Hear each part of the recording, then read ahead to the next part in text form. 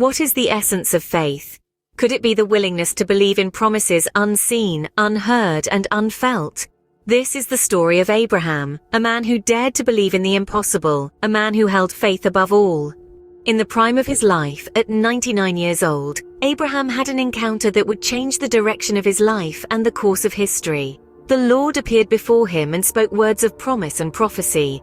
"I am God Almighty. Walk before me and be blameless. And I will make my covenant between me and you, and will make you exceedingly numerous." Abraham, in awe and reverence, fell to his face. This was no mere promise, it was a divine covenant. God was not merely offering blessings, but an everlasting bond. And God said, "You shall be the ancestor of a multitude of nations. No longer shall your name be Abram, but your name shall be Abraham, for I have made you the ancestor of a multitude of nations." The promise was audacious. A multitude of nations from one man, kings coming from him.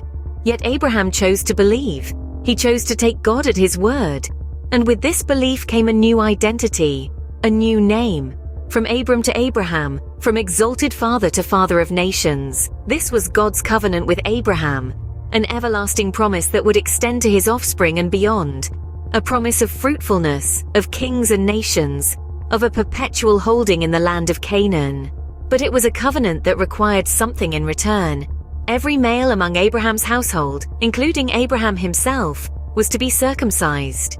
It was to be a physical sign of this spiritual covenant, a mark in their flesh that would serve as a constant reminder of God's promise. And then came the impossible promise. Sarah, Abraham's wife, who was well past the age of childbearing, was to bear a son, and from her too nations and kings would arise. Abraham, in his humanity, laughed at the thought.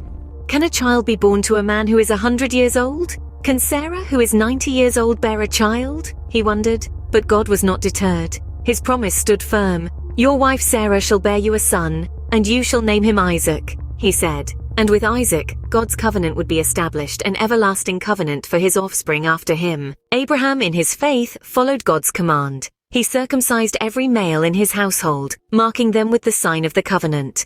It was an act of obedience, an act of faith, a physical manifestation of a spiritual promise. This is the story of Abraham, a man who dared to believe in the impossible, a man who held faith above all. It's a testament of unwavering faith, of divine promises, and of a covenant that would shape the course of history. It's a reminder that faith is a journey that requires belief in promises unseen, unheard, and unfelt. It's a call to walk before God, to be blameless, to embrace our divine covenant, and to bear the marks of our faith with pride.